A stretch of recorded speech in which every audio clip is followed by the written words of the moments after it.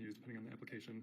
There's so many of them, we haven't used them all. We tend to go for these fine tips here that tend to work well with all sorts of different materials. But I'm sure over the course of years we'll get through a lot of these other tips as well. Turn it on, you'll see the battery indicator. That's the 2 bars down there. Once it's full, you'll get all 3 bars. And to charge it, comes with the charging cable here. Just plug it into the end here, and then plug it into a USB adapter.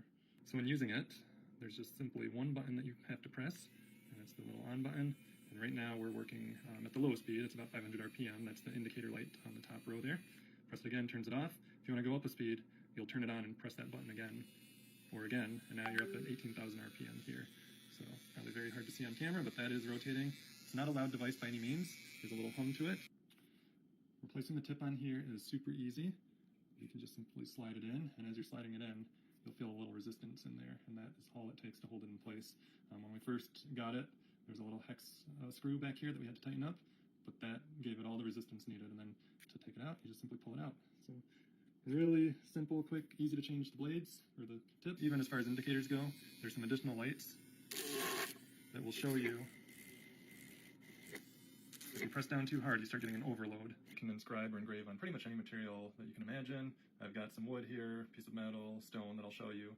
But if you've got anything around your house or at the job site that you're looking to pretty much provide a permanent inscription or marking on, this is great. You can also use it for various crafts, jewelry. There's so many different purposes for this tool. You can be very creative with it. So we'll go ahead and just show you a few materials here. Again, these are just a few samples. You can do plastic, pretty much anything that you can imagine. You can use this to inscribe on. When you're using it, just go slow and steady. You don't want to push down too hard. You can see there, just engraved a T onto this 2x4. Here's a piece of galvanized steel. Just go ahead and put a mark on there. You can see, again, the grip, the comfort with this pen allows you to maintain precision and control. You can see here's the letter T on this piece of metal. Very easy. And so here's just a rock from outside in our garden. Go ahead and...